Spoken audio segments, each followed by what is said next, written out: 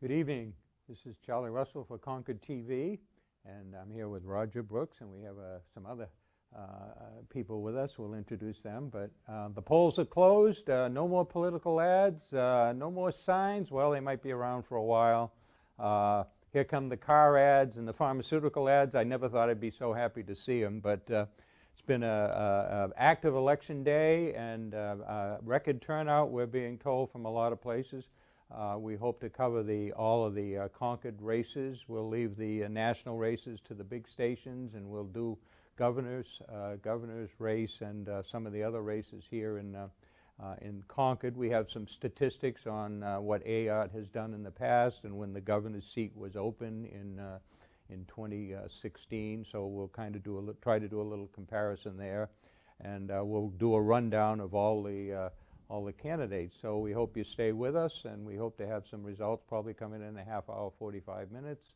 Concord will have some, Concord TV has taken some videos at the poll so you can get the flavor of those of you that voted absentee or stayed home. And I have my esteemed colleague here, Roger Brooks. Roger, how you doing? I'm doing well. You know, before I kick it off, why don't you tell us a little bit about yourself, Charlie? You know, you've been here and steadfast on this channel for quite some time, but some people may not know about you. So tell us something. Well, I'm an attorney, and unlike Roger's questions, I'm usually the person asking the questions and not doing. But I came to Concord to come to law school back in the 70s, and I've hung around. I've been a candidate, not got elected, decided to be involved in political committees and doing some other things. But I reside in Concord with my wife and our dog, Gracie. And I've done a lot of different things. I was on the TV board here for a couple of terms. But so you tell us about yourself, Roger. Okay. Well, welcome, Concord. You know, in Concord and in all of New Hampshire, we just love to vote. We vote for everything.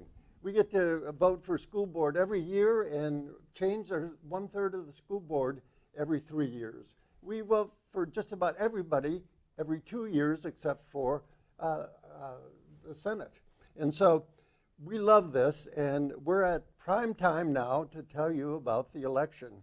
As Charlie mentioned, we're going to focus on the local races, and when we announce a gubernatorial score, you may be able to use that to see how the candidates are doing in Concord, and we can share some of the things that usually happen in Concord to tell you. But my background, I came here as an elementary school teacher. My first class in Concord had 28 kids in grades 1 through 4, and that may seem like a long time ago, and it was. I became principal of 3 different schools in Concord for 35 years. And I can tell it now because I'm not doing it, but it was the best job in the world. After that, I continued to use all the things that, and enjoy all the things that I did as principal. And I was named chair of the State Arts Council and served a total of 18.5 years as chair of the State Arts Council. Then I also became doorkeeper of the New Hampshire Senate. And I was there for 14.5 years and stepped down from both this past June. Now I'm involved in New Hampshire civics because that's a passion of mine, and we need civics education for all of New Hampshire. So that's my background, and I'll be touching on school board candidates, and as will Owen and Fisto. Owen, would you take it away? Of course. So, hi, my name is Owen Simoes. I am a senior at Bishop Brady High School. I am also 18 years old, and today I voted for actually the second time I voted in the primaries as well. I have a massive passion for politics. I've been interested since I think the 2020 campaign when I did some work, and I've been working on campaigns and learning more about politics for a few years now. But I see a lot of people my age not as interested or passionate. They have issues that they're interested in, but they're not bringing it out to vote. So in light of that, I created a podcast called Youth in the Booth, which I record here at Concord TV Studios, explaining and talking to campaign managers, people in politics, journalists, and getting a sense of what they believe in and how they act, because there's a gap between partially age, partially ideals, between young people and people who are in politics these days. So my job and my hope is to get more people who are my age inspired to vote, to be civically engaged, and to understand our political system. It's me, right? Okay. So, Hi, my name is Fisto Ndashimie. I live and work in Concord, and it's great to sit with incredible people like you. It's an honor to sit with you on a table, on a television, and talk about elections. I think it's incredible. I myself came here as a refugee, just like we have a lot of refugee population in Concord, and I came here 2016 as a refugee. And I went to Concord High School, after, arrived here, and graduated in 2019. And right away, I went to college. But during that time, as someone who's passionate about, creating a safe space for young people, I thought about what can I do to, to improve the community? What can I do to change my community? While I was attending my college, I thought about building something for myself, for the community, for my family. And that is, like building maybe a business and I have importance leadership as part of the work that I do to empower young people. And that started with Concord TV, by the way, because they encouraged me to start something. It started as a YouTube channel, and it ended up becoming something big for young people. So now I'm working with Concord TV. I'm a college student, same time working. I think just becoming an activist and becoming a community organizer and being able to, work on building my business, importance leadership, and which the mission is to transforming young people into leaders and leaders into agents of change. And doing that it's the promise that I keep hearing in my eyes, my ears, my mind, my heart, that the future is for young people, and we must build something that welcomes that community, those young people that are wanting to change their lives, to find a safe space for themselves, and to encourage other young people around them to be able to start something that is going to transform our communities and make our communities more safer. So I'm happy to, I'm really happy that I'm here today to talk about what's happening, results, election, what's happening in our community, what are the issues that the community cares about. We want to make sure that we can have, we can provide that information to the community, and I'm happy to be here today. So, why don't you tell us the name of your company? My company, I already mentioned it, Importance Leadership. Oh, okay, Yeah. okay. So, And Owen, you're also an entrepreneur. Can you tell us a little bit about what you've been doing? Yeah, when I was a little bit younger, I still do it now. I ran a business where I'd upcycle furniture I found on the streets, because I believe this type of stuff was just going to be thrown away into the garbage. I want to do something about that. And so I'd find stuff on the street. I'd go to yard sales, garage sales, flea markets, find old furniture. I'd redo it. I'd flip it. I was in the Boston Globe, Good Morning America for it. I think I was like 12 when I did the thing on Good Morning America, so it's been a little while now. But yeah, I wanted to also, with that same idea with my podcast, inspire other young people to get into business, to get into leadership. Mm-hmm. And just what we're talking about here, I'm super excited to be able to report some of the announcements and details to see what Concord leans towards, especially how so many of these issues involve around education in our state, in our city. Well, one of my passions is the arts, and we know the creative community needs people like you to keep inspiring and others, and also inventing new things to be done. Right. So, Charlie, why don't you tell us a little bit about? Well, let me tell you the people. We're pleased to announce unopposed candidates. County Attorney Paul Halverson on both sides of the ballot was reelected, and Steve Shurtleff, moving from state rep to county commissioner, was unopposed. Tracy Britchie is taking his seat in Ward 1. We have a couple other unopposed here. Mary Jane Waldner in Ward 5. Hats off. She's done 21 terms, maybe 22.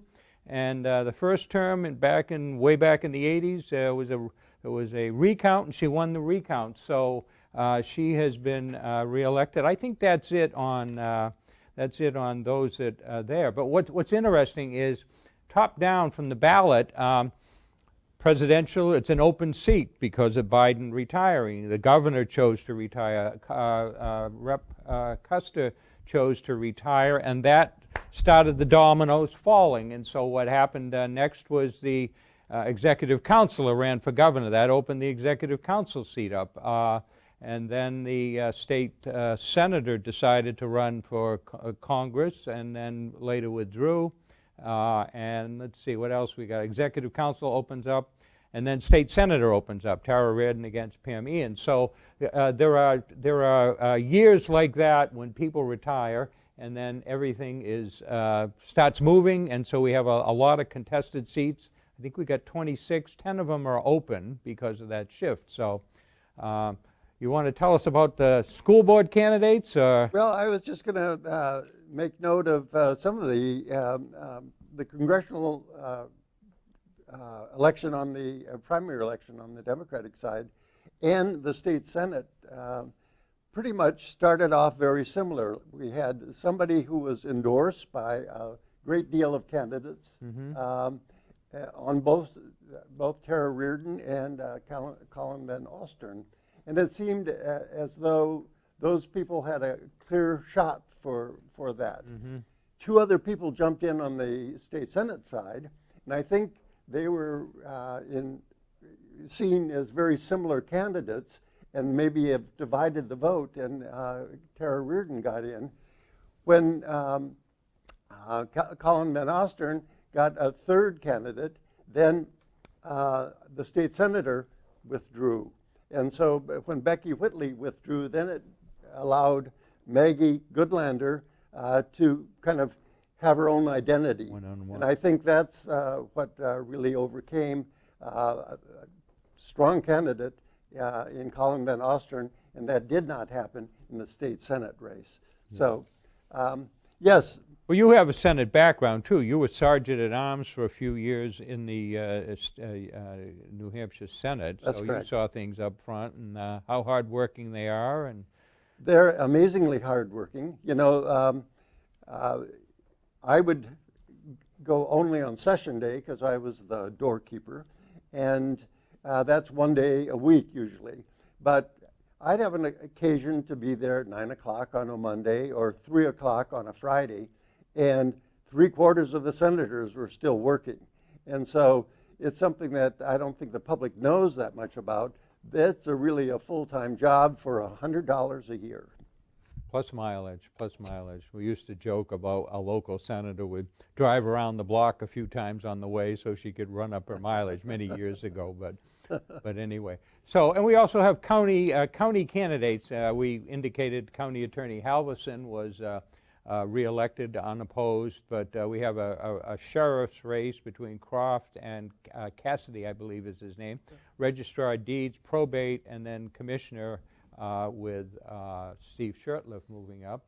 And then we were talking, what maybe you can you want to do the school board candidates? We got 6 running for 3 spots. Sure. And Owen, you can jump in too, but we have 6 candidates basically for 3 seats. And 3 of the candidates are pretty well known. They've served on the council, school board before, and 3 new candidates. Clint Cogswell, who is not an incumbent but was the chair of the board. He's a former principal in Concord, and he served alongside of me as principal of Kimball School and later of Walker School. He's running against Barbara Higgins, who's seeking her 5th term. She's been there a long time. And Pam Walsh, who's seeking her, I guess you could say 2nd or 3rd. She served 1-year term and then is running for re-election. She's the current board president. Those 3 people are not all incumbents, but they're well-known people. Then we have 3 people that are running against them. Sarah said, do you want to? If you'd like. Okay, Sarah Saradowski is from the South End. She's, East side. East Side, yes, and she's been here 16 years. She, like the other 2, candidates have children in Concord schools, and I think that's very good. She and Andrew Winters, who is an attorney for 25 years in Concord, and Joseph Scroggins, all ran because they were upset with the decision the school board made to relocate Runlet. And as a result of that, we have two charter questions that are very significant. And it would change the complete autonomy of the school board. And although it may or may not technically have anything to do with Runlet, it was spawned because of the Runlet decision. I think technically the Runlet decision has already been made, and so they would have to revisit the Runlet decision by April, but she is running against the notion that Runlet should be placed over near broken ground. Oh. So that's a quick summary. Yeah, and you did some background research on some of these a little deeper. Do you want to give us some of that on those candidates? I do feel like, for what you were talking about before, relating to feels like there's almost two kind of camps here between people who have previously been on the school board or are incumbents, which is Cogswell, Walsh, and Higgins, who kind of represent what the school board is right now, though they do vary on the issue about where the new middle school should be located, either at broken ground or at keeping it at rebuilding Runlet, which is what Barbara Higgins is one who's been the most vocally advocate about. But these new people, Scroggins, Winters, and Sadowski, represent, not just because they're also younger than the other candidates, but also represent a possibly more fresh idea for people who might have been dissatisfied so far of what the school board has done, especially when they've been in talks and negotiations about middle schools. It seems like for many feel like it might have been a while. And most of them are more in favor of as you talked about already, the amendments, the charter amendments that came through, Sadowski being the notable exception, but she did sign them to go into place, but does warn about the possible limits on the board's flexibility, which I think for the people who don't fully understand the charter amendments that are coming through, they are not particularly about whether they should be in one place or another. It's asking, should the people themselves be able to vote on where we put the new school, or if we buy, the school board buys new land, or should that be up to the people that we vote in and represent? So, Fisto, your view on the school issues and the candidates? I would say let me a little bit talk about the issue itself. We're talking about rebuilding Runlet, relocating Runlet Middle School, and this has become a big issue between the community and the candidates, right? And there's been a lot of things going back and forth, trying to make this right. And I think candidates, school board members have done such a great job. I would say, I think personally, to put this in in understandable manner, like people can actually think that there's work being done around this. But to my comments, I think this election determines whether we can have a final vote of what's going on, what's going to happen next, and also this also determines whether our community can build the unity that we're looking for, because this is about education. So this tells us whether this community is going to improve a little bit, because whether the middle school moves or stays in one place, there got to be a conversation about how we're going to make our community more safer, inclusive, and more accessible. So I think this is the time that we actually now start thinking about how our candidates are going to vote, and maybe if they're going to re-vote or whatever they're going to do. I think this is going to determine what's going to happen next. We'll see what the voters say. They've spoken, and can we go to a video? We got a video? Anything yet? We got some.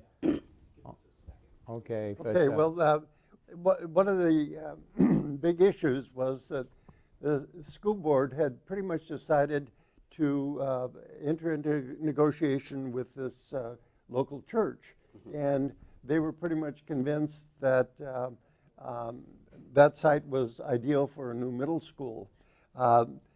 the negotiations didn't go well, and meanwhile, some opposition to leaving Runlet started. When that negotiation fell through, the school board looked around and said, well, we have land at broken ground, and made a decision that really was against most of the people that had testified at the hearings. And so that's where the controversy lies. And I think to kind of juxtapose each side, one side would say that maybe the school board didn't communicate effectively, and the other side is saying, we don't want a small handful of people to be autonomous. We want the people to always have a say. And I think that may be oversimplifying it, but I think that's kind of the polar ends of the issue. Right. So when we talk about finance issues, I mean, I've heard before that the school board has already put roughly or more around $13 million into the funding of the new project, including purchasing or planning to purchase some space around broken ground. And so some might say, oh, well, they've already started, you know, that money might evaporate if kept at Runlet. But if you want to talk about more, Fisto, because there was a very large, I think 4-part story called Rethinking Runlet in the Concord Monitor, which you were a part of, discussing some of the issues where the transparency of the groups that the school board claimed that broken ground would be benefiting actually were never particularly talked to themselves. I mean, you touched on like funding. I think citizens of this community of Concord are caring more about the taxes. You know, like where is this money going to come from? So we are wondering whether we're going to have to pay more taxes because we're using large amount of like taxpayers' money. And I'm thinking in terms of accessibility and building a beloved community or a diverse community, we're looking at like communications that is happening in our community. Like, is there enough communication? Because we have a large group of people that have no clue of what's happening, and that's what I'm expecting from this new board members to look into that. Like, how can we do better community outreach, making sure that even those families that has no clue of what's happening around this issue can actually have a voice in that, and also get to hear what they care about in terms of safety. Because when we talk about safety, we're talking about transportation. We're talking about roads we have. I don't think they're safer for kids if regardless we move it or not. I think that's something that needs to be talked about, that the community cares about. Yeah. Yeah, well, in the interests of disclosure, I've been active in a couple of campaigns and involved in the charter thing, so I won't offer anything about it, but I can't see it. We're going to a video and take a break right now.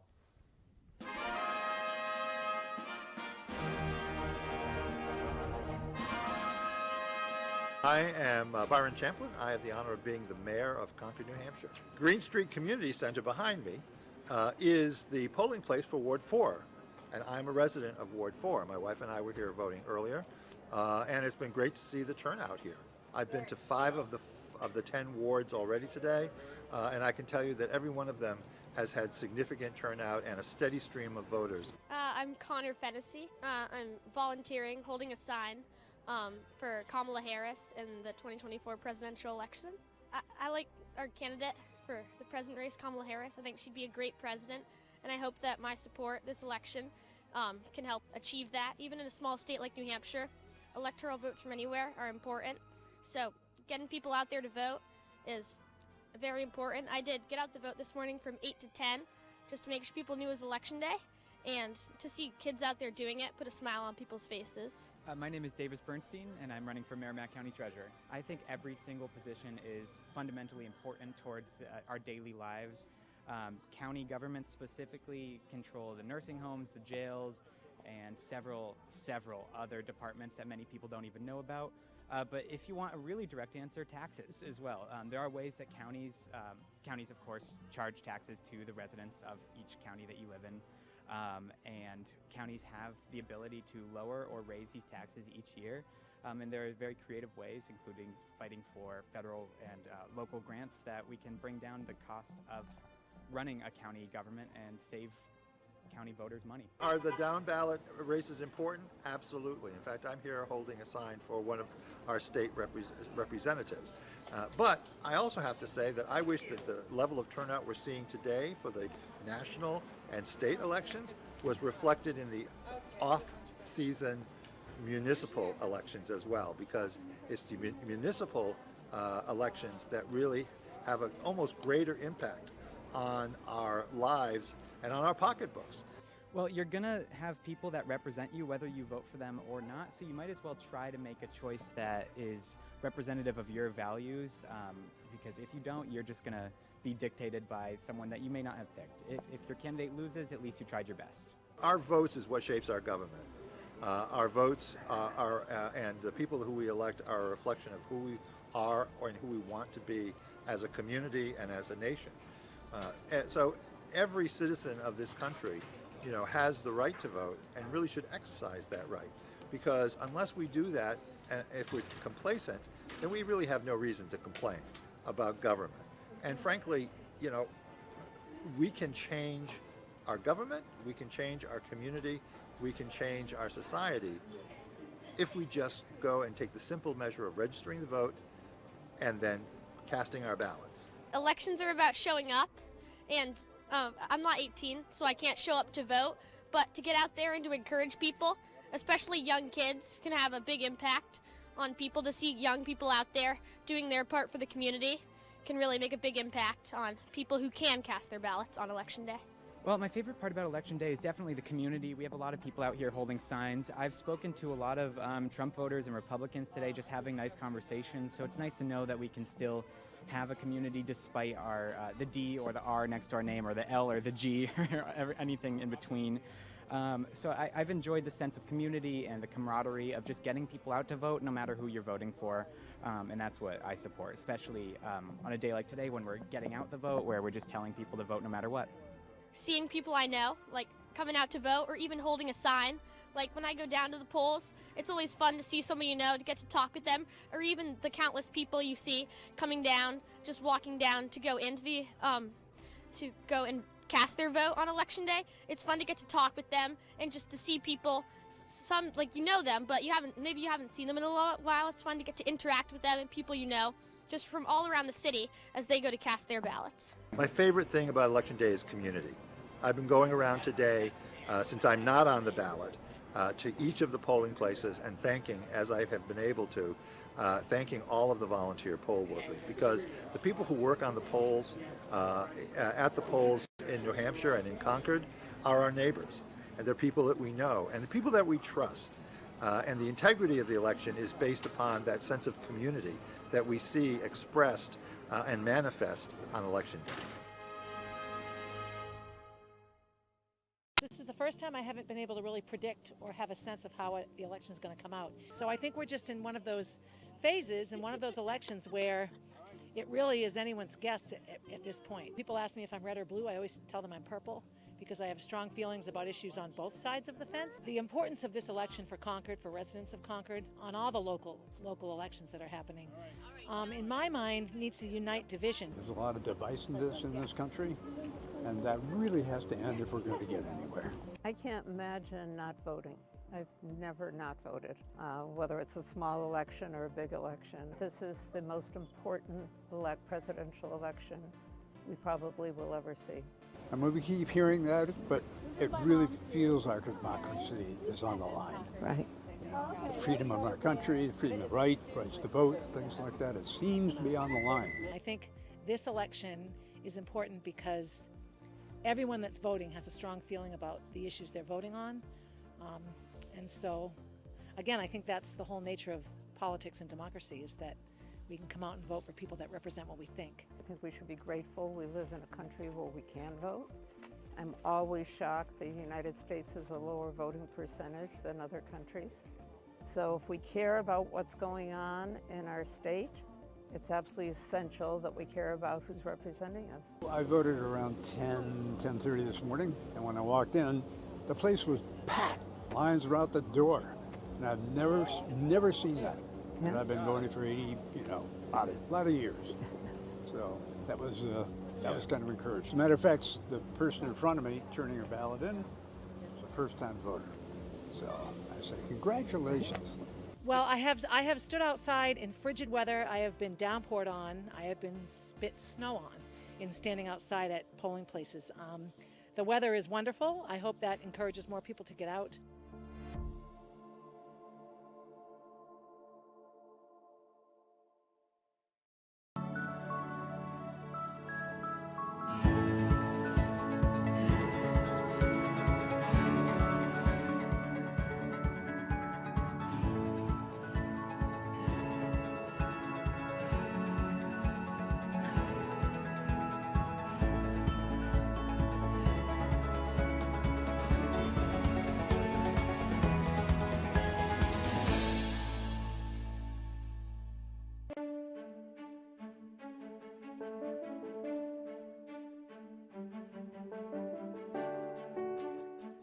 Well, we're at Ward 10, Broken Ground School. Turnout is heavy. I would say the mood is up. It feels not antagonistic. I hope that the day goes well for everyone. Well, I really feel strongly, and I think a lot of people do, that, you know, I want to love my neighbor no matter who they vote for or if they vote at all. And I think that's the Concord spirit. So I feel really optimistic about this election, even though it's been heated. I think that Concord, the name Concord means unity, right? So I think that's our spirit. So that is, I think, how it feels here today.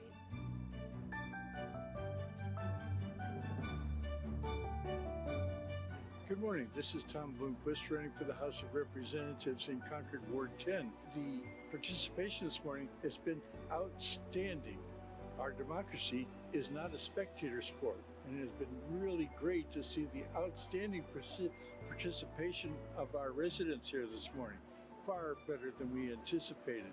So thank you to all the residents of Concord who have had this outpouring of support for all of the candidates here this morning.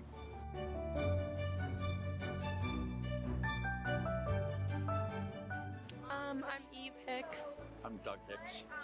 I'm Eve's grandpa. Have you held signs at elections before? Have you gone through this process before? I have not. This is my first time. I took the day off school to come and help him out, so.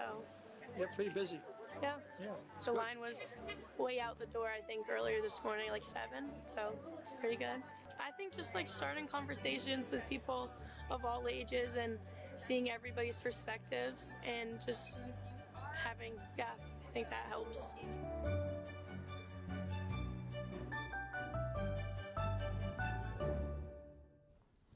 So we're back. We were talking about the school board election, and one of the things that struck me about all the candidates is that often during elections there's somebody that the tax issue is the only issue, and they come across as maybe pro-taxpayer and anti-schools. People have been talking about the school taxes and the high costs of things, but there's nobody that is saying, you know, we don't need the school, we can live without it.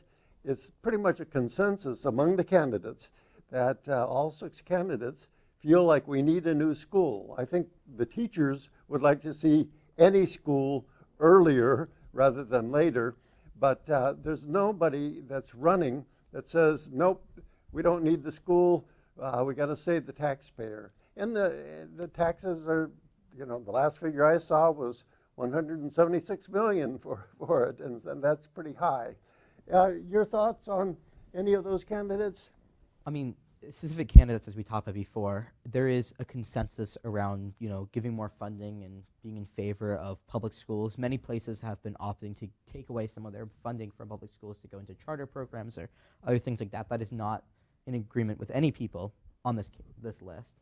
I think it is kind of important to highlight, as we were talking before, while there is a split in candidates who believe in the charter amendments themselves, there's not a lot of consensus on whether we keep Runlet where it is or we move it to Broken Ground. And to quickly talk about some of the candidates again, just go over a couple of things. Scroggins is mostly talking about the transparency in board communication and around the middle school project. Cogswell was talking about balancing the educational equality with fiscal responsibilities. Winters is talking about, especially with financial decisions, the transparency, and mentioned a lot about the declining school enrollment. And also all of them are talking about test scores being lowered and Concord schools being ranked lower and lower among other New Hampshire schools. Sadowski actually worked at the UNH Institute of Disability project director, and she was talking about educational equality, especially that at the federal level it is required to have education for people who might have special needs or disabilities or other things like in that field, but the state and the town does not have the proper funding to do so, to have effective programs for that.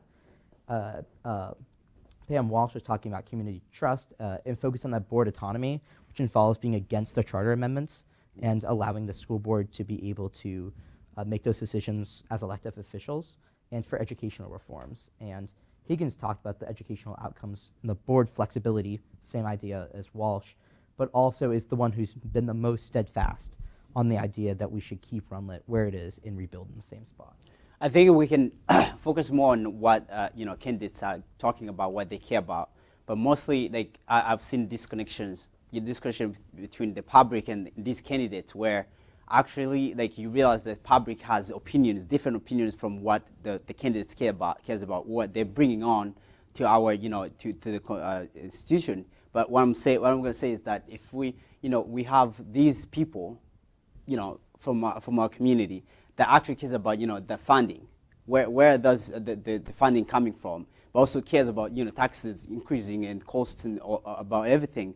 But also have those people who cares about the education in general, like what opportunities are we going to get if we move middle school to the broken ground, or if we leave the community, the school where it is, what are those opportunities we're going to get? And we're talking about young people, what I'm saying? Like we have young people sometimes, move out of the state because of lack of education and lack of access to all those opportunities that they actually are looking for, asking for.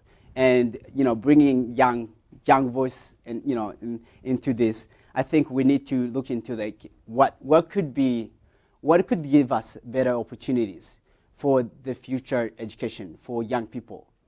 What could give us better opportunities? Is it that place or this place? And I think candidates need to care about what the public is saying more than what they care about. Well, let's change gears. Some people in that debate have said, well, the problem is the state isn't adequately funding, and say, well, we've heard that for too many years, but and whether they can solve that, there's some court suits they're working on. But let's go down the state reps. We have a 13-person delegation. 10 are elected by ward, and we have some experience in Ward 5. Mary Jane Wallner first ran, I think, in 1980. She's been in 22 terms, one of the sharpest Democrats, and knows budgets and where the bodies are buried and where the ghosts are hidden, and she's done an excellent job. Jim McKay, I saw today, he's over 90. He's a former Concord mayor. He's in Ward 4. He's working for his 14th term. Somewhat less, we got Tim Soucy I met today, and Connie Lane. They're working on their 4th term along with Beth Richards. Then we have some other first-timers, but except in Ward 1, they all have some opposition. I won't go through it all here, but we do the results, we will. And then we have what are called 3 floterial districts in order to balance it out, since 13 doesn't go into 10 very well. They've put some of the wards together, I think 1, 2, and 3, and then some of the other ones, but and all 3 of those, I think, because we lost one rep, Art Ellison, and several others have moved on, so we'll be electing some new ones. But the Monitor, which did a great job with their voter guide and talking about the candidates and some of the issues, they had a note here from 1999. For the first time ever, Concord elected an all-female delegation in the State House. Members of the reps are Carol Burney, Jean Wallen, Mary Stewart Guile, Gloria Selden, Liz Hager, who was the Republican, the former mayor, Carol Moore, Tony Crosby, Marilyn Frazier, Catherine Rogers, Tara Reardon, who's still running for office now, looking to move up for state senate, Miriam Dunn, Mary Jane Wallner, Betty Hoadley, and Senator Sylvia Larson. So been a long New Hampshire tradition. Doesn't matter what your gender is, and you don't have to overcome that. Matter of fact, we've had 2 female governors, and we're going to have another female governor. But what's your thought on the lack of gender bias here, I guess? Well, I think it's all very healthy, although Jim Snodgrass is running for Art Ellison's place. He was at Project Chicken Start, their director for many, many years. Educator. And well, Bob Washburn is running against Woods, Dr. Woods, retired doctor. Yeah, Dr. Woods, and the orthopedic hand surgeon who has moved back to Concord after serving in Bow. Washburn also brings up issues of school board issues, and he's talked on national issues. He's wondering if, since Concord pays so much in taxes, if Bow and others that send their handicapped students here should share more of the property taxes, which is probably a popular thing for Concord voters. Yeah, well, Bob always certainly had some issues that were cutting edge, and he got elected to city council a few terms. But what do we got here? We got some Ward 6 results coming in, and they're not behind us. They're going to pass them in. So we have our first results. Ward 6 runs basically from Pleasant Street down to West Street, and runs from the back of, I think, the State Hospital grounds to Ward 7, oh my God, okay, sorry. So Ward 7 is West Street to the Bow line. So we got something coming in? No? We'll see. But so we're all waiting with bated breath for what the gubernatorial race, Ayotte has, Democrats have traditionally won the gubernatorial race. And so what do we got here? We'll start, I'll do the top, and what do we got here? So for Harris, this is Ward 7, Harris 1927, and Trump 927. For Governor, Joyce Craig 1733, Kelly Ayotte 1118. For state, for 2nd District Representative in Congress, Maggie Goodlander 1949, Lily Tang Williams 897. So 1,000 vote there difference. Executive Council, the Democrat Karen Hill, 1754, and Strati 953. State Senator Tara Reardon, 1872, Pam Ian, 885, another almost 1,000 votes. And State Rep Tim Soucy, looking for his 4th term, gets elected, 1831 over 897. And Gary Woods, who you just mentioned, Roger, 1784 to 946 over Bob Washburn. I don't know, you want to move on down there? And, sure. For Sheriff, David Croft, 1782, and Frank Cassidy, 909. For County Attorney, Halverson, he's on both sides, so doesn't matter. 1703. On the Democratic side, and 925 on the Republican side. So that's unanimous. County Treasurer David Bernstein, 1623, and Mary Heath, 1020. Register of Deeds, we've got Erica Davis, 1691, and Samantha Morse, 942. Jane Bradstreet for Register of Probate, 1812, and J. Hull, 838. And unopposed, Steve Shurtleff, 2095. You want to do the school board candidates, and I'll do the question? Okay. So here we have at-large School Board of Education. Let me do this according to who's in first. Barbara Higgins, 1176. That was actually second. Oh, yes, pardon me. Andrew Winters, 1330 is first. Barbara Higgins is second at 11 976.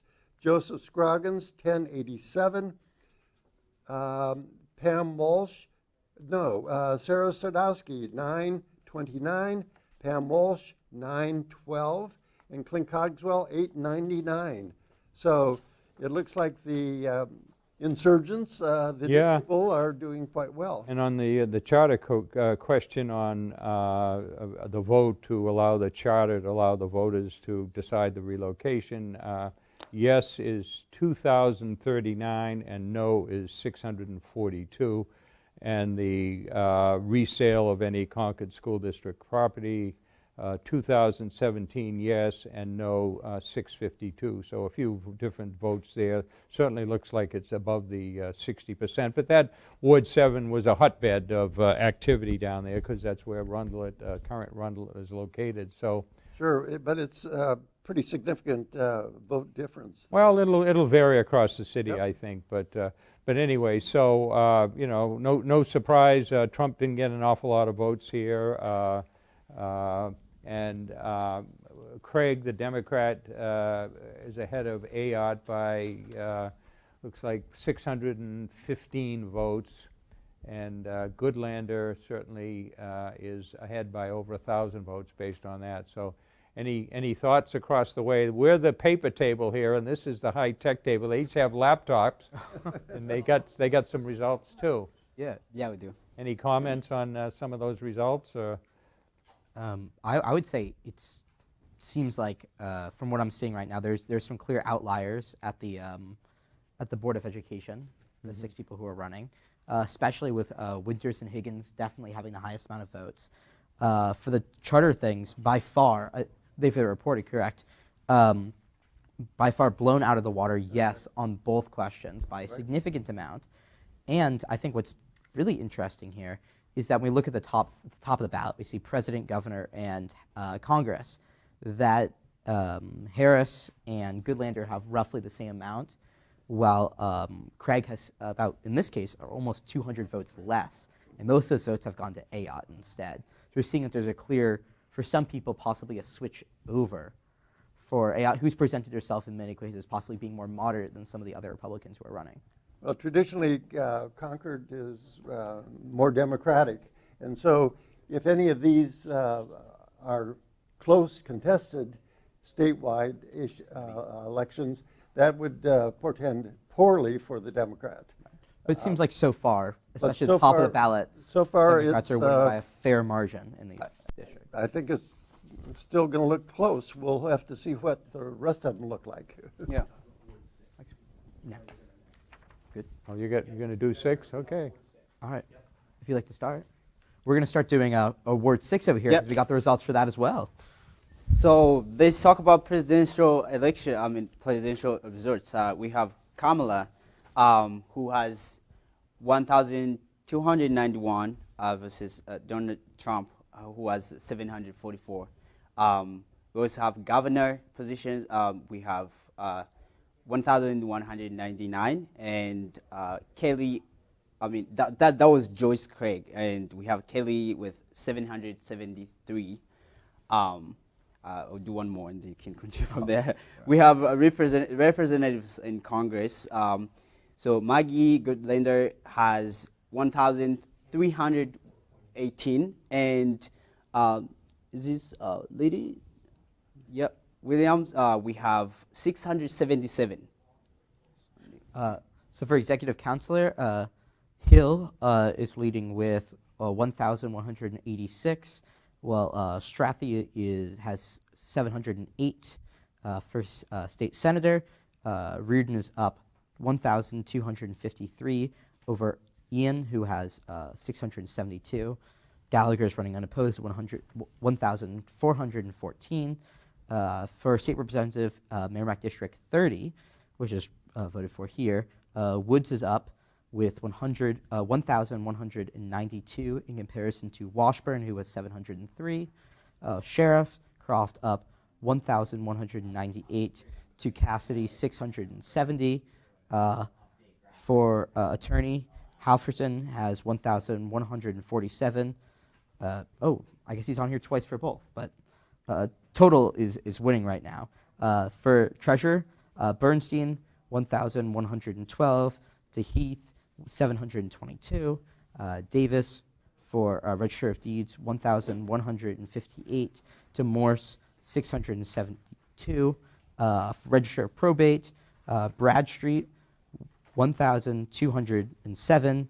To Howells, 630. And County Commissioner is running unopposed with 1,390. Yeah, and for our Concord School District, we have Barb Higgins with 710. We have Pamela, I think Pamela. Pamela. No, we have Sarah Robertson. I think that's the name, right? We have Sarah with 691.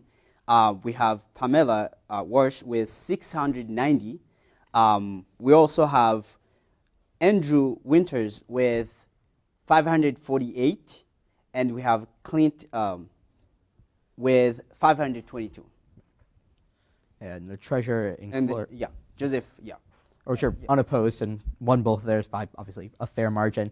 It is interesting to see also the ballot questions as well, much like District 7 that we already saw. There's a mass amount in favor of yes. For the first one, for question 1, we have 1,175 yes, 502 no. For the second one, 1,204 yes, 462 no, which is a little bit different because in the other one, the first question had more yeses. In this case, it's the second question. So there's a little bit, very little switch between the two. It looks to me that most people, if they're saying yes to one, they're saying yes Yeah, to I got the 5. one. I got 5, yeah.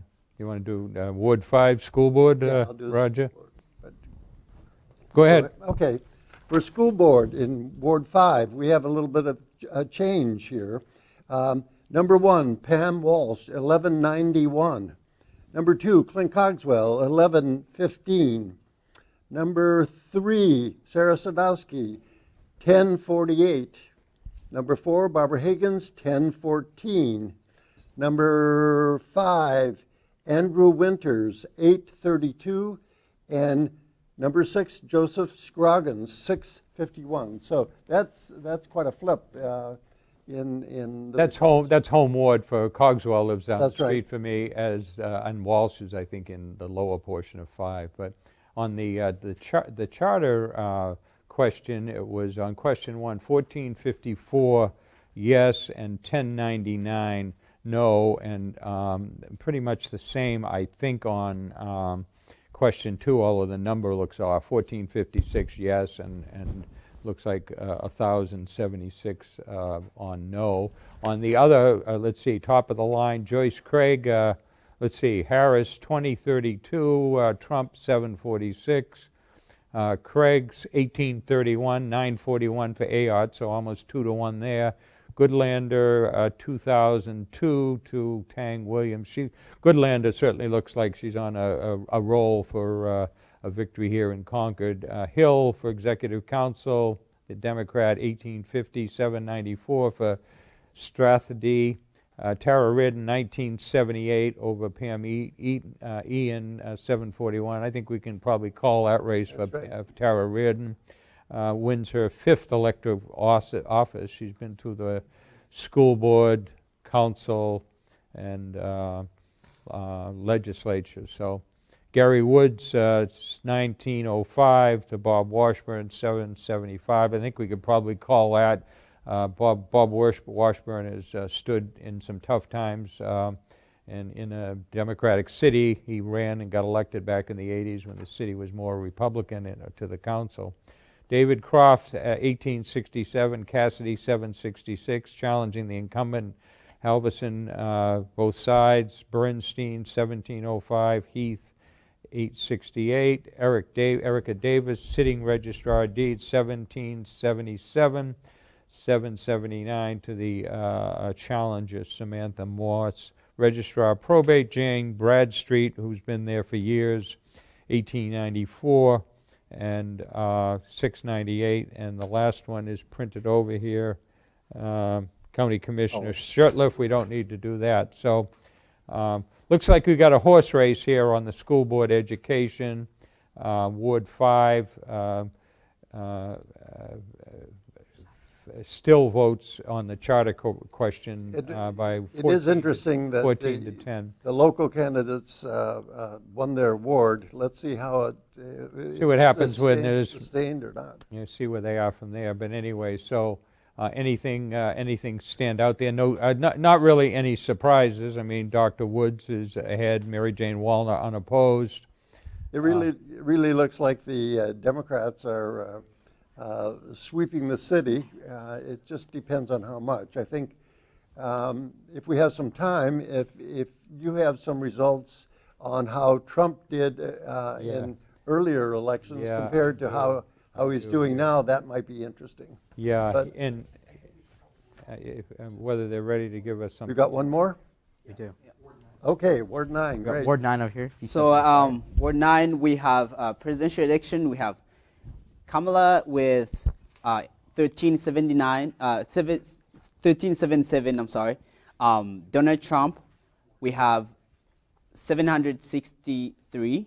We have for governor, we have Joyce Craig with 1213, and Kelly with 878.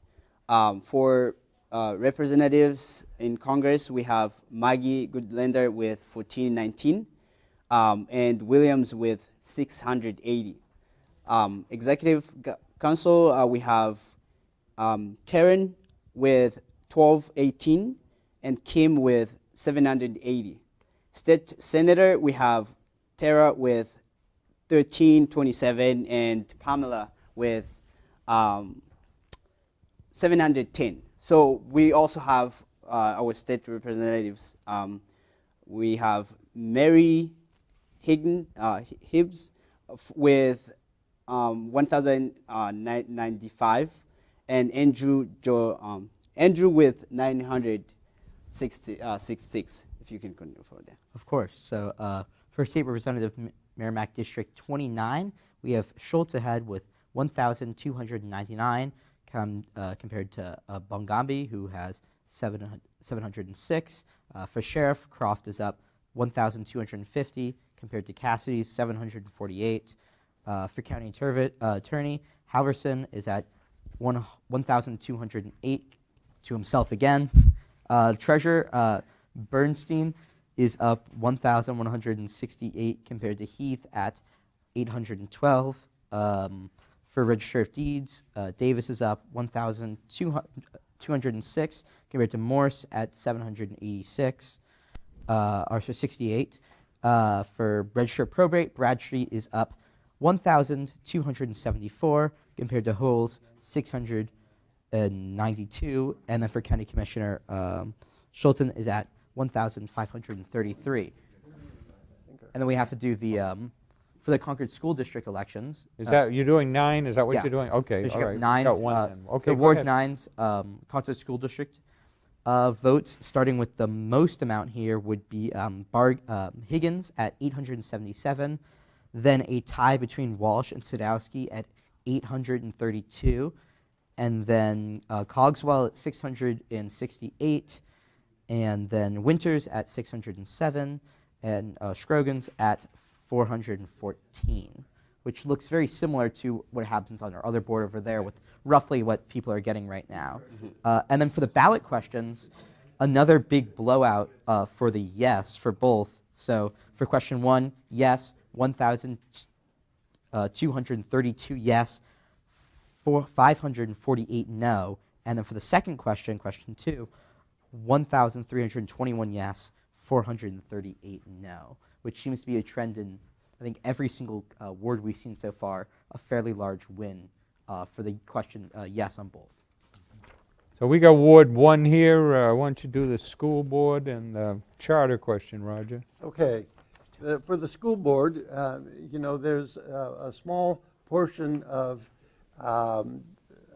Ward 1 is Concord School District, and so these numbers are lower than in other wards. Coming in first was Barb Higgins with 172. Coming in second, Pam Walsh, 163. Third, Clint Cogswell, 160. Fourth, Sarah Sadowski, 144. Fifth, Andrew Winters, 138. And sixth, Joseph Scroggins, 95.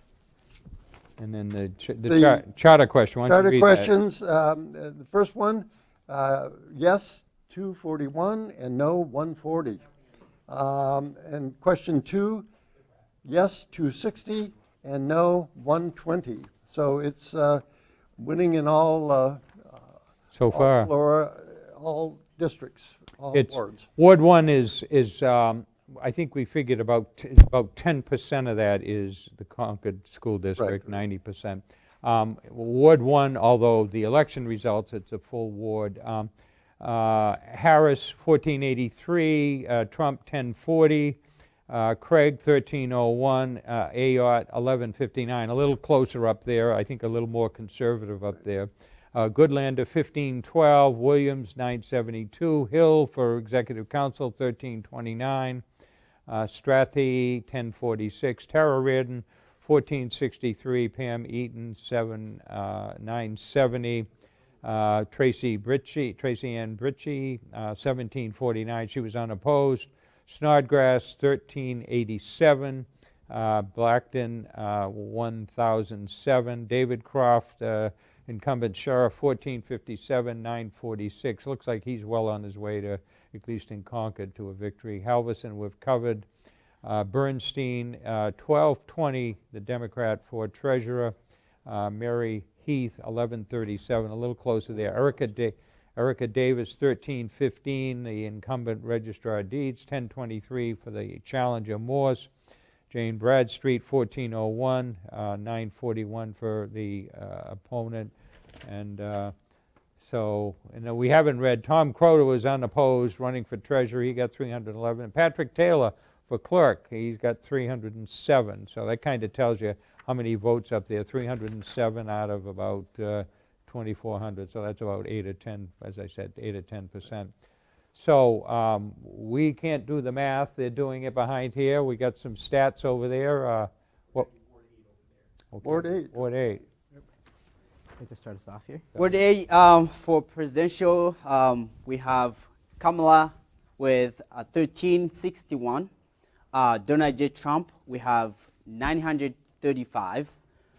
For governor, we have Joyce Craig with 1,209. And Kelly Ayotte with 1,048. Representatives in Congress, we have 1,389 for Maggie Goodlander. And Williams, we have 876. And for Executive Council, we have 1219 for Karen, and Kim has 950. State Senator, we have 1295 for Tara, and Pamela has 905. State Representatives with for James has 1,208, and Dennis has 958. State Representatives, Merrimack District 30, we have 1226 for Gary, and 954 Robert. And for sheriff, we have 1228 for David and 895 for Frank. And for county attorney, we have Paul with 1186, and also we have Paul. The other Paul. How do you pronounce it? Can you continue from there? I can't pronounce the name. I'm sorry. For county attorney. Yes. Yeah. Himself again is, I guess, for county attorney. He's on both the Democratic and Republican side here. For county treasurer, we have Bernstein ahead with 1,109 votes to Heath's 976. Davis is ahead for register of deeds with 1,177. Morse is behind 904. A register of probate, Bradstreet is ahead, 1,264 to Howell's 820. and County Commissioner is still unopposed. Going on to the back side, when we're talking about the Concord School District questions for Ward 8, I'll do them again as already listed in order of who has the most amount of votes. That is again Higgins with 925. Then after that would be Walsh with 877. Then Sadowski with 818. Then Cogswell with 703. Winters with 676. And Scroggins at 426. Going on to the ballot questions, again, another large yes for both questions with 1,286 yes for question 1, 614 no for question 1, for question 2, 1,367 for yes, 525 no. So we want to do 3, school board? Sure.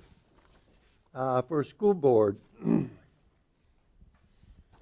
first of all, let me read the ballot questions. Let's see. This is Ward 3, yes. 744 yes, 428 no. The second question, 789 yes, 378 no. I got the order here, 1, 2, 3, Okay. 4, 5, 6. We'll swap. So for Concord School Board, I think we're starting to see a pattern. The first couple of results were kind of all over the place, but number 1, Barb Higgins comes in first. Pam with 548 votes, close behind Pam Walsh, 539. Third, Sarah Sadowski, 486. Fourth, Clint Cogswell, 462. Fifth, Andrew Winters, 385. And Joseph Scroggins comes up last with 297. So the last couple have followed that pattern exactly. That's away from the affected districts, Yeah. 7 and 10. For Ward 3, Harris 790, Trump 525, a little closer there. Craig 716, Ayotte 5, looks like 575. Goodlander 807 over Lily Tang Williams 484. Executive Council Hill 726 over 509 over opponent. Tara Reardon 787 to Pam Ian 472. Beth Richards 766. Diana Freeman 489. Snodgrass, so Richards is reelected to her 4th term. Jim Snodgrass 753. Braxton 502. Sheriff Croft 779, 473. Halverson's by unanimous. Bernstein 677, 548. Davis 717 for deeds, 499, and probate Bradstreet 767 to 453 the opponent, and Commissioner unopposed Shortlift. So we're seeing some patterns here. We got some numbers up here you've been seeing for the charter amendment. I guess that's question 2. 69% looking to be over 50 and over 60. So, and school board, we cannot do the math quick enough. Hopefully the math whizzes out back. We'll be coming in with some numbers here. But we're going to a video now? Let's go to a video and catch our breath here, and you can go take a bathroom break if you're watching, folks. Sorry.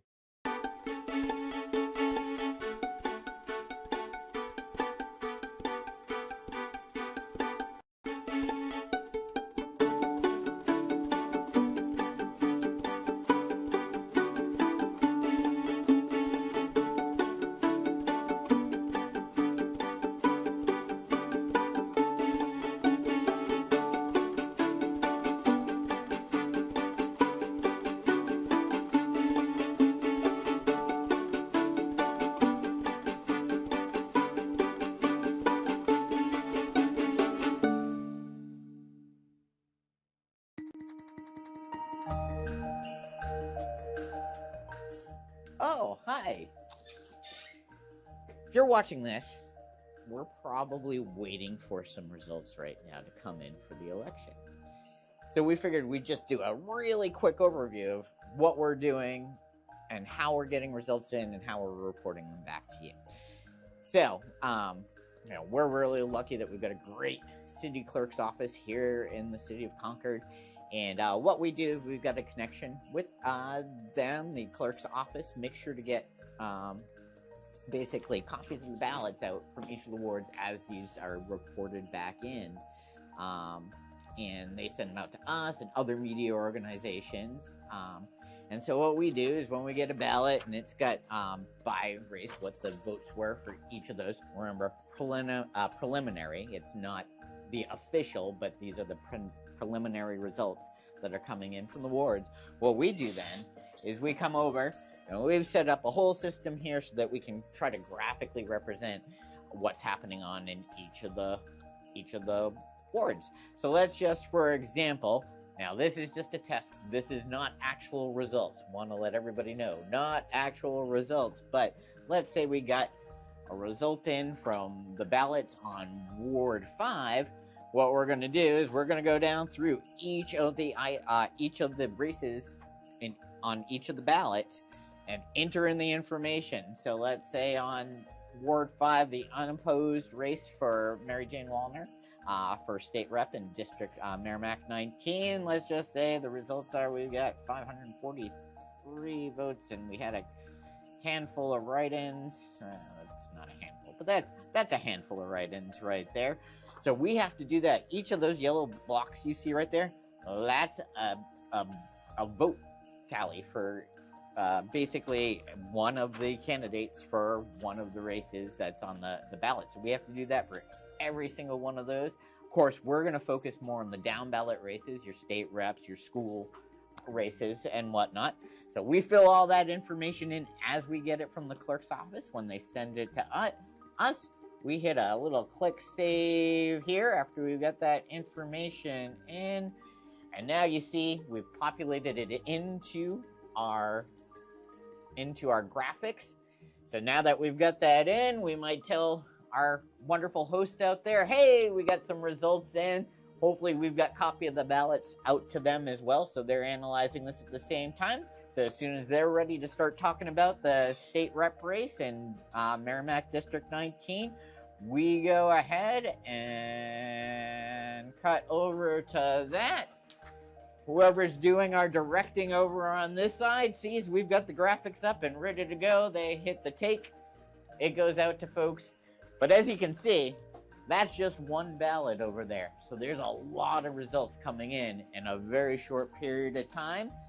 So that's why it takes some time. That's why we go to little videos like this during the evening, just to occupy some of that time so we can get that information in, get that preliminary information in, and get it out to you as quickly as possible. So thanks for taking a look at what's happening behind the scenes here on election night 2024.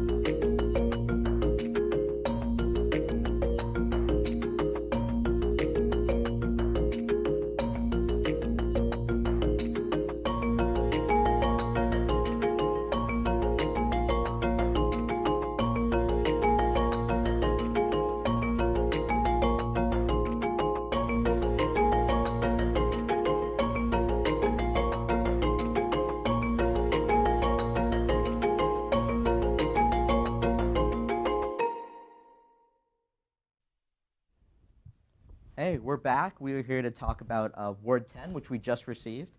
I'll be going first, talking about stuff down ballot, and I'll be talking about the school board area issues. So to start off, Harris is in the lead with 1,859 to Trump's 1,120.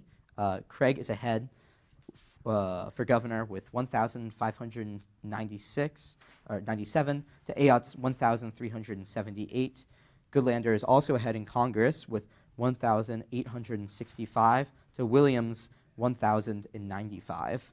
For executive counselor, Hill is up 1,645 to Strathy's 1,149. State Senator Reardon is up 1,830 to Ian's 1,064. And for Merrimack District 24 for State Rep, Hicks is up 1,753 to Bloomquist's 1,135. For State Rep Merrimack District 29, Schultz is up 1,441 to Bongamde's, 1,065. Sheriff Croft is up 1,718 to Cassidy's 1,095. Halverson for County Attorney is up 1,600 to 1,124 for Halverson. For County Treasurer, Bernstein's up 1,475 to Heath 1,243. For Register of Deeds, Davis is up 1,560 to Morse's 1,152. For Register of Probate, Bradtree is up 1,707 to Hell's 1,030. Yes, and for our school district, we have Sarah winning with 1226, and we also have Barb Higgins winning with 1,220. We also have Andrew with 1131, and we have Clint with 1,058, and we also have Pamela with 1,047. And for our the first question, the yes wins with 1955, and for no we have 860. And the second question, yes wins with 1975, and for the no we have 824 so far. We got. Go ahead. We're ready with results for Ward 2. I shall read the school board results. Coming in first, Barb Higgins, 554. Coming in second, Pam Walsh, 531. Third, Sarah Sadowski, 475. Fourth, Clint Cogswell, 1 vote less, 474. For fifth place, Andrew Winters, 413, and Joseph Scroggins, 282. That rounds up the school board. For the ballot questions on the charter, yes, for question 1, 730, no, 466. Question 2, yes, 819, and no, 372. And on Ward 2 on the presidential, it's 1313 for Harris, 944 Trump. Craig, 1184, fairly close, 1047 Ayotte. Goodlander, 1351, Williams, 885. Hill for executive council, 1195. Stratty, 958. Tara Reardon, 1280. Pam Ian, 911. A little closer there. Connie Lane wins Ward 2 for her fourth term, I believe, 1285 to Weesboro, 892. Snodgrass, 1252 over Bracton, and that's a 3-district thing. He's 1 and 2, probably not going to be caught. Croft, 1255. Cassidy, 907. Halverson, both sides. Bernstein, 1102, Heath, 1023, fairly close there. A little more conservative in the northern part of Concord. Erica Davis, 1169. Samantha Morse, 955. Probate, Bradstreet, 1262, 861. 1 and 2, northern part of Concord. I didn't mean to say more conservative, but a few more Republicans up there that vote, make it a little closer. And the charter vote looks like it was just over 60%, 730 to 466. What's that, 1,200?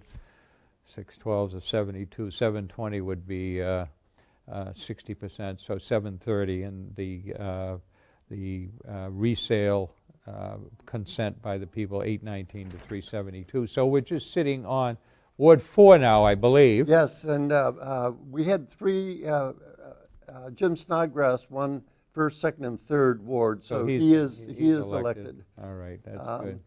And Woods probably has been elected over Washburn. The Yep. margins were there, and the other one is it, the other seat was it Schultz and somebody else, I think. I can't remember right now.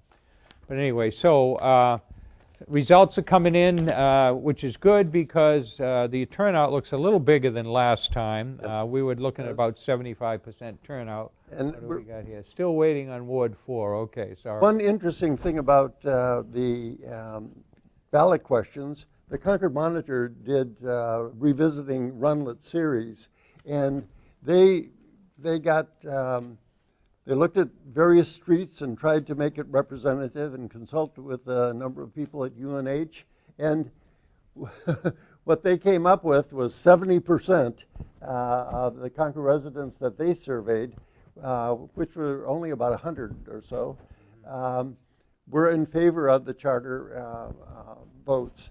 And we haven't seen all the results, but we're pretty close to that 70%. So Concord Monitor looks to be right on their prognostications. We got behind us, we got 67.2 on question 1 to 32. So yeah, we want to thank the Monitor too, and KXL and Patch and social media. Very active campaign, judging by the results in the school board race and in the charter. The public was engaged in watching what was going on, and we also want to thank the behind-the-scenes people. There's 4 of us on camera here, but we got Josh, Connor, Emmett, Bailey, Mike, and Matt. And they're the people they're the people that make it work. So there's 4 out front and 6 out back, and also thanks to the poll workers. There were quite a few of them in there because there were a lot of new registration, and there'd been problems in other areas of the country with people being threatened. Certainly none of that here in New Hampshire. The people out front holding signs. I was there at 6:45 this morning holding a sign with 150 people waiting to get in to vote. So, but anyway, what do we got up here? So, okay, this is school board except for Ward 4, 90%. So we got, let's see, Higgins at 7196, and Sadowski, Walsh at 67 in second, Sadowski third, Winters and Cogswell 1 vote apart in fourth place, but a goodly gap between third and fourth place. So it looks like Higgins and Walsh and Sadowski. So we have 2 incumbents get back in, tough to beat incumbents. The open seat by Robert Cotton, and Sadowski takes that. But so anyway, the people spoke. Yeah. So in the ballot, the ballots all looks like 67% or well over the 60% threshold that's needed. Yeah. But 5 of the 6 candidates said that even if it's just over 50% of the vote, they would come back and revisit the Runlet decision. So it looks like that was a pretty clear vote, and that the school board will go back and revisit that decision.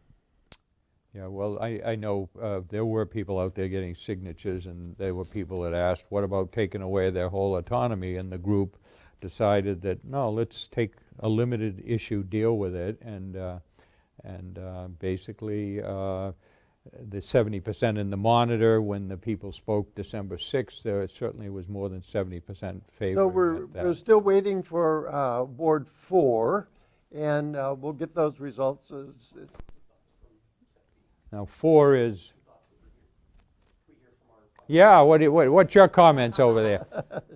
That's the high-tech corner. We're the paper and pencil corner here. You had some national results coming in, too. I did, and I can briefly mention that as well. I just want to point out a couple things you said to thank, obviously, Concord Monitor. I got all of my resources from their voter guide when I was talking about different people running for school board. I also watched the Patches debate they had here in the studio, talking to the different people. So shout out to them, and also show the testament of local papers and local journalists, because I think much of their Rethinking Runlet kind of shined the light that maybe a lot didn't know about some of the decisions around the school board that I very much influenced, I think, the vote here. So it shows testament to what local journalism and local newspapers do have a factor, at least here in Concord. I think we're seeing that especially Higgins and Walsh look like they're definitely going to pull through right now.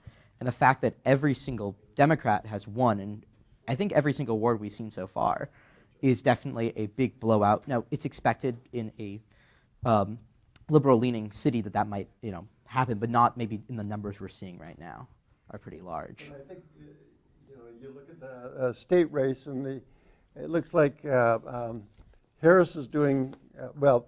Maggie Goodlander is doing very well. Harris is doing well, and then the closer one is going to be Craig and Ayotte. She's definitely having the most struggles in her campaign here, but is still winning by decent margins. That's right. I wonder, I don't have the data on me right now, and obviously we're not doing too much about other places, but if she's not winning by a ton in Concord, which she was expected to win, Craig, how well is she doing in more purple areas that would decide the election more? That's true. Yeah, I mean, as also waiting, I think this is a great opportunity to appreciate all the people that are doing work outside. I did look at the Ward 9. I looked inside, what's happening inside, and Ward 9 is large. When we're talking about here, we're talking about people who come from different backgrounds, who might not speak English. I looked at what was happening. People were trying to yell words, this is what's happening. Are you registered to vote? Trying to make it clear for people who did not understand. And I appreciate the fact that there's that that courtesy and respect to people from different backgrounds. But honestly, information that Concord TV, Concord, yes, of course, Concord TV, but also Concord Monitor and all other different news outlets are doing such a great job. I looked at the Concord Monitor of what they've been doing, covering all these the election things, information going on. It's just incredible. You get to know a lot of information about the community and the issues that people cares about. Even our state representative and our state senator, what they care about, what they're selling to the public. I think they just do a great job. As for results, what we're seeing right now is Democrats are doing such a great job. There's a lot of things happening, and I think Democrats are taking it. But this is also raises a question: where are we going, New Hampshire? And some people might have that question. But in terms of making New Hampshire more diverse, we're looking at young people. I'm talking about young people. How can we make sure that not just everybody else who's voting, that young people are involved in voting, but also running for offices, and we can see that change, just like the voters, and I think voters have done such a great job today. Still awaiting Ward 4 results. Ward 4 votes right behind City Hall, so it's not a long walk to deliver the results. But we're going to go to a video and see what was going on out there, folks, in case you didn't make it around to all the polls or some of the polls like Concord TV did.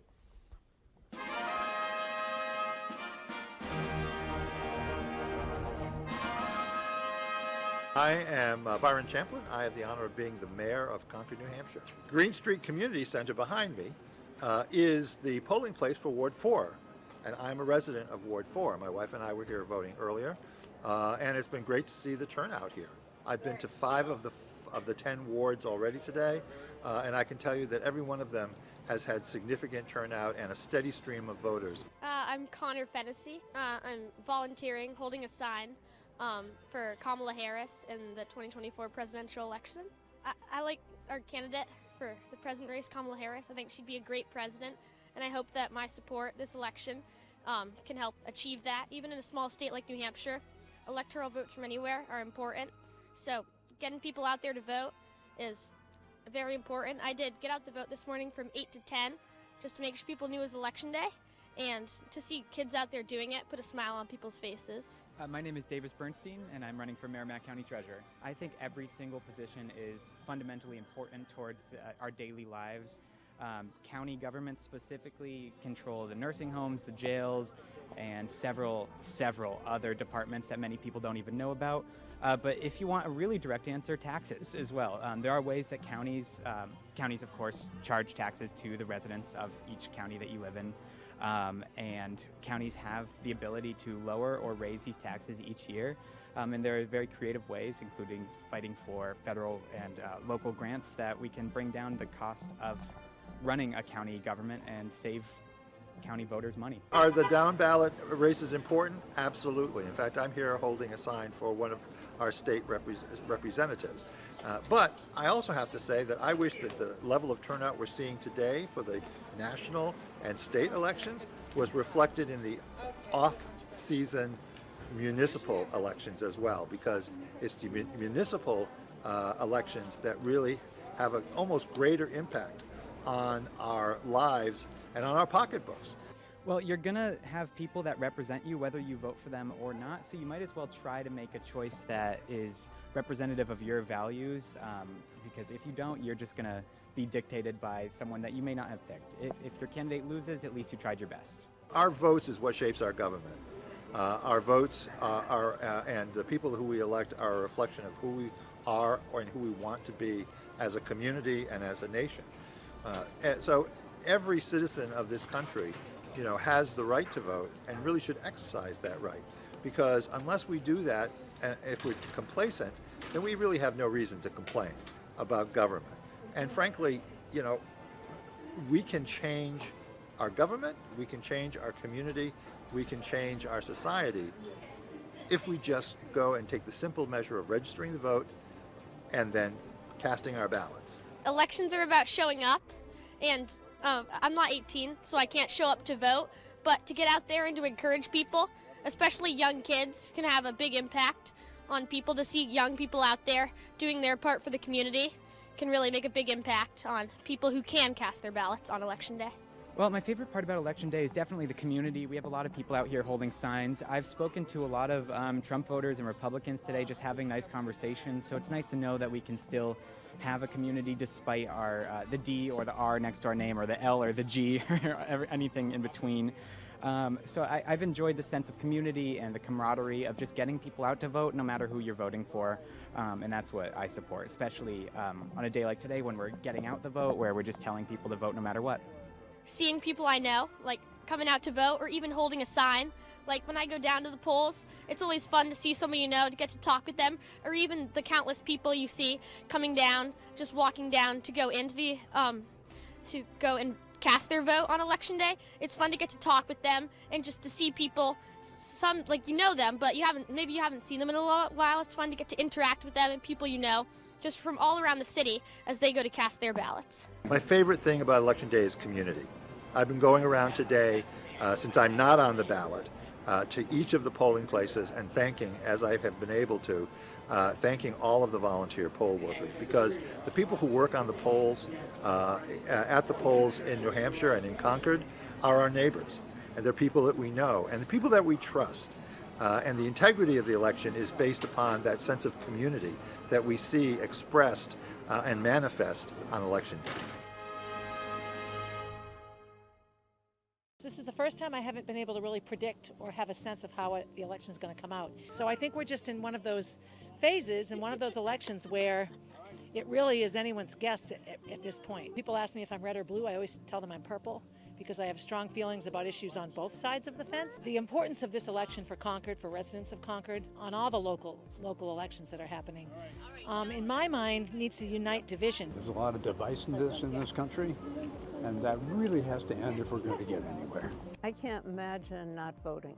I've never not voted, whether it's a small election or a big election. This is the most important presidential election we probably will ever see. I mean, we keep hearing that, but it really feels like democracy is on the line. Right. You know, the freedom of our country, the freedom of rights to vote, things like that. It seems to be on the line. I think this election is important because everyone that's voting has a strong feeling about the issues they're voting on. And so, again, I think that's the whole nature of politics and democracy, is that we can come out and vote for people that represent what we think. I think we should be grateful we live in a country where we can vote. I'm always shocked the United States has a lower voting percentage than other countries. So if we care about what's going on in our state, it's absolutely essential that we care about who's representing us. I voted around 10:30 this morning, and when I walked in, the place was packed. Lines were out the door, and I've never seen that. And I've been voting for 80, a lot of years. So that was kind of encouraging. As a matter of fact, the person in front of me turning her ballot in was a first-time voter. So I say, congratulations. Well, I have stood outside in frigid weather. I have been downpoured on. I have been spit snow on in standing outside at polling places. The weather is wonderful. I hope that encourages more people to get out.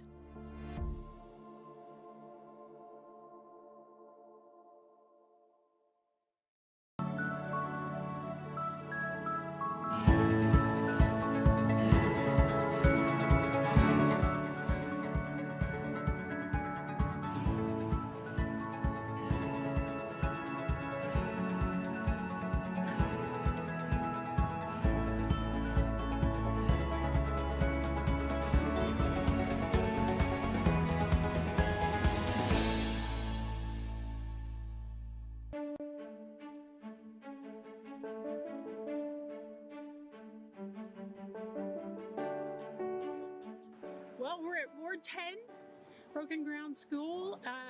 Turnout is heavy. I would say the mood is up. It feels not antagonistic. I hope that the day goes well for everyone. Well, I really feel strongly, and I think a lot of people do, that, I want to love my neighbor no matter who they vote for or if they vote at all. And I think that's the Concord spirit. So I feel really optimistic about this election, even though it's been heated. I think that Concord, the name Concord means unity, right? So I think that's our spirit. So that is, I think, how it feels here today.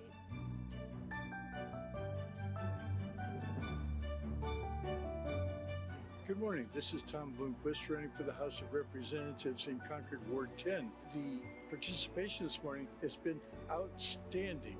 Our democracy is not a spectator sport, and it has been really great to see the outstanding participation of our residents here this morning, far better than we anticipated. So thank you to all the residents of Concord who have had this outpouring of support for all of the candidates here this morning.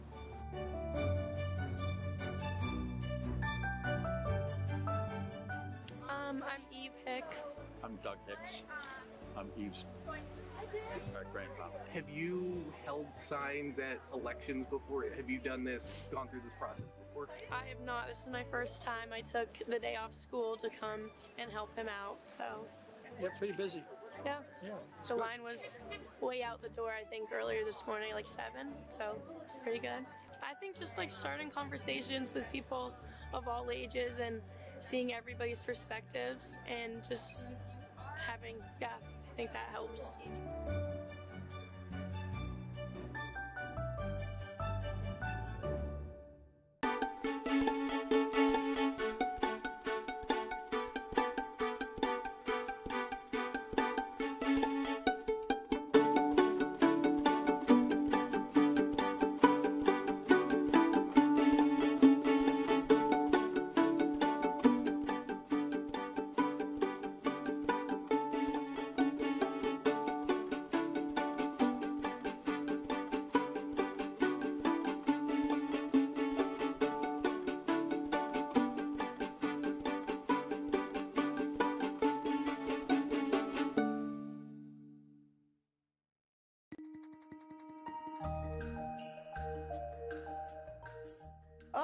Hi.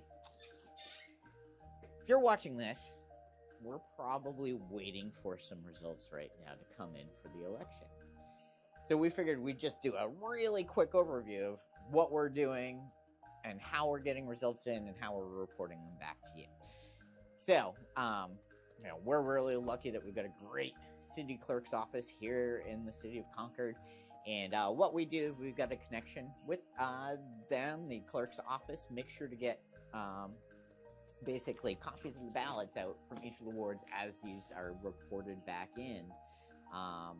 And they send them out to us and other media organizations. And so what we do is when we get a ballot and it's got by race what the votes were for each of those. Remember, preliminary. It's not the official, but these are the preliminary results that are coming in from the wards.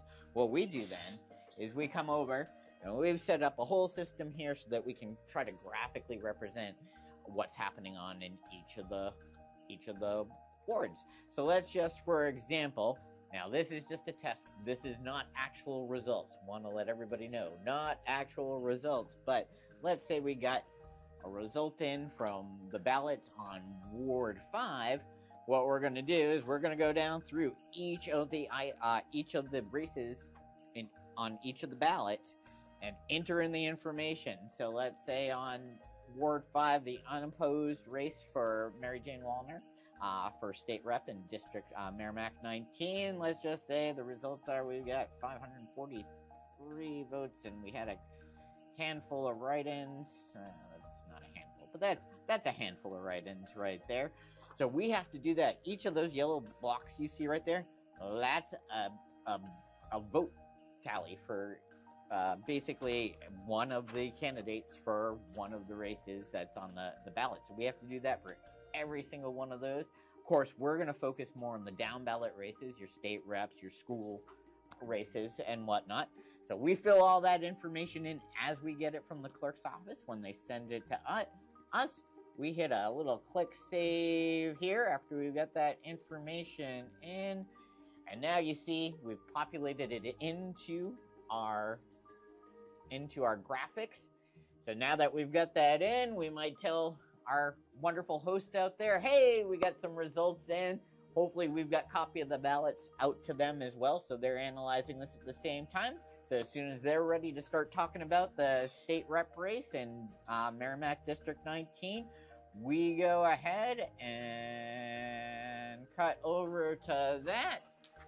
Whoever's doing our directing over on this side sees we've got the graphics up and ready to go. They hit the take. It goes out to folks. But as you can see, that's just one ballot over there. So there's a lot of results coming in a very short period of time. So that's why it takes some time. That's why we go to little videos like this during the evening, just to occupy some of that time so we can get that information in, get that preliminary information in, and get it out to you as quickly as possible. So thanks for taking a look at what's happening behind the scenes here on election night 2024.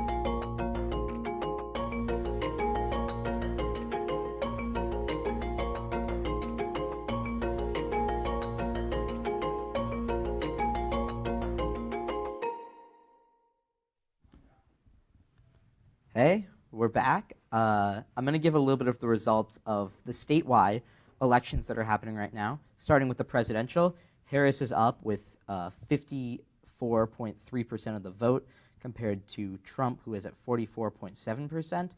This is about 30% in. And all of these reportings are coming from NHPR's website, who uses AP for their sources.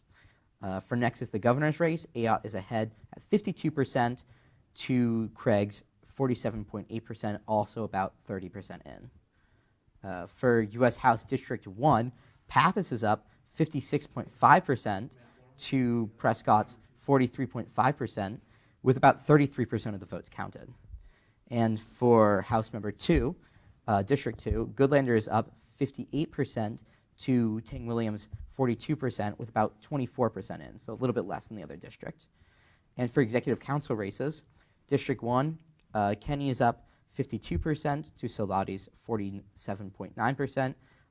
Leo Hill, who is our district here in Concord, for District 2, is up 61% to Strathy's 38%.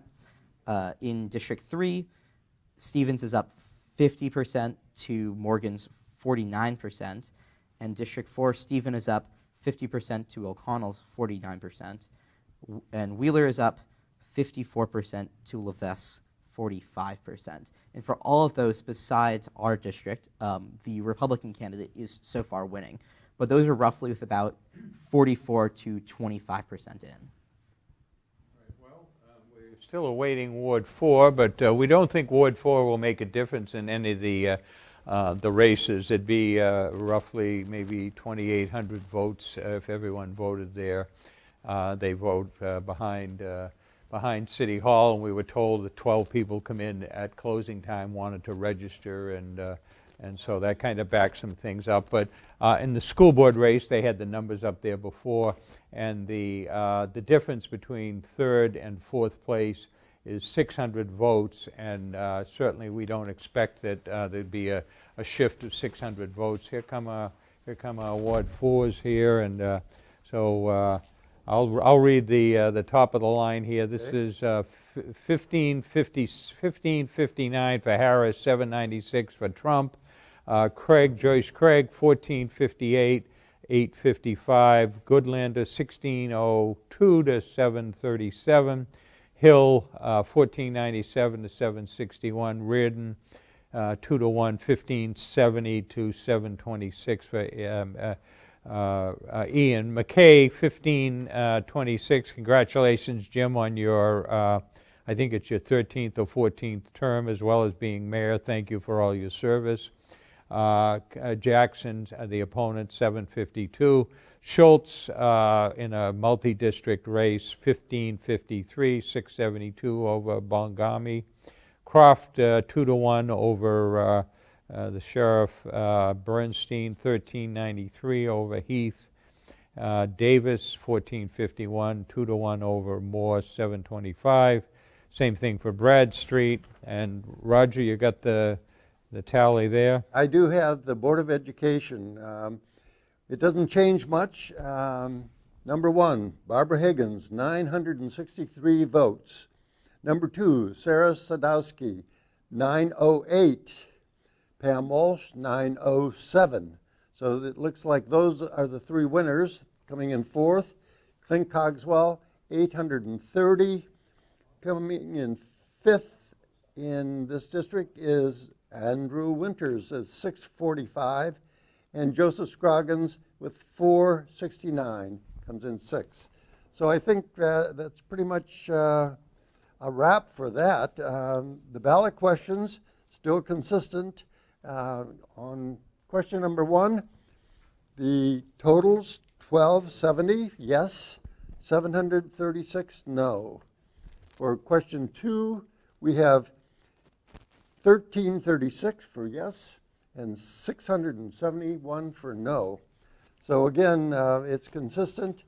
The 5 of the 6 candidates said that even if it doesn't pass a 60% threshold, which I think it has easily, that if it was a majority, they would revisit the runlet question. So that looks to be still on the docket, and it looks like although the two of the three candidates didn't win that were pretty much single issue on Runlet, it looks like that issue has prevailed, and they will get another chance to discuss this.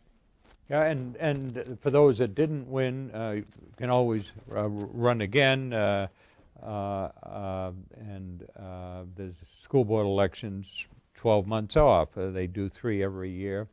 Not a lot of, kind of running it down, not a lot of upsets. A few open seats were filled, a few incumbents moved up. Nothing surprising. I mean, I think the news of the night is certainly the ballot questions passing by two-thirds or more. The people have spoken, and they've spoken on the other races. We're still up in the air on Ayotte and Craig, no doubt here on Harris over Trump in New Hampshire, certainly. And it looks like Goodlander is well on her way. Yeah, a new congressperson. I mean, torch is passed. We have a congressperson that's been in for 12 years in her approaching retirement, voluntarily steps down, and we've got somebody moving in there probably in their late 30s, I believe, right. With Washington experience, growing up here. So, any further? Her birthday yesterday. Really, any further comments from you, and we'll close it out here. Sure. Well, I think what was different about this race was that there was quite a lot of acrimony in the primary and during the general election, which is a little bit different for Concord and New Hampshire. We tend to see that at the state level. But also, I think that there was a lot of participation in the primary, especially on the Democratic side. You usually don't see that many candidates, and I thought that was a significant difference. How about you, gentlemen? Yeah, I mean, it's been quite the night. We've been here to see how results are going so far. I think just going down, I think, as expected, Harris is doing quite well in Concord, doing well throughout the state. Craig is mostly doing fairly well and won in every district here in Concord, but is struggling to maintain herself in a statewide election. Goodlander seems like she might secure a spot. Same with Pappas, who we don't vote for here, but is doing quite well in his district. And just overall, it's been a pretty strong night for Democrats, I think, here in Concord. And for the school board, it is interesting to see that the two incumbents won their positions, and somebody else who is new, who might bring a different voice, yet all three of them, especially two incumbents, were against the idea of the charter amendments. Sadowski was more neutral on them, and yet they overwhelmingly, the people themselves, were in favor of them. So you're seeing this kind of interesting balance where they might support the people who are in right now who are against them, and yet overwhelmingly our state has picked to, or at least our city, sorry, to go forward with later questions to allow the people to make more of a decision themselves. So. Yeah, I mean, looking at what's happening, I think Democrats in general are doing such a great job in this district, and we're waiting for other different districts around New Hampshire to see what's going on. But honestly, I would think that this was a great night. It was a great opportunity. Being part of this is not a joke. I will tell you. I think the idea of like including young people, making New Hampshire, our community, Concord, more diverse. I think it starts with small things like volunteering, like being here. It's such a great stuff. I think it's big for even young people who's gonna watch this. They're gonna be like, okay, now I can do that too. Like that's a great opportunity. And having to sit with you guys, I've been watching the results every time you guys, on the TV. Like I'm watching YouTube, and I'm like, oh, whoa, wow, I need to do that. And just hearing from Concord TV, just giving this opportunity is just a great thing. I really appreciate it. Incredible opportunity. Well, we appreciate. I mean, we're both been doing this for a while, and we got a few gray hairs and a few wrinkles, and we wish you well, and look forward to working with you later. I think you added greatly to this discussion, and I really appreciate you being here, and look forward to many more occasions like this. Thank you. So anyway, thanks for watching, and thanks for voting. Thanks to the voters who have spoken, to the poll workers, to the media, to our staff we've named, and the 6 behind the scenes. And we'll see you next year. Thank you.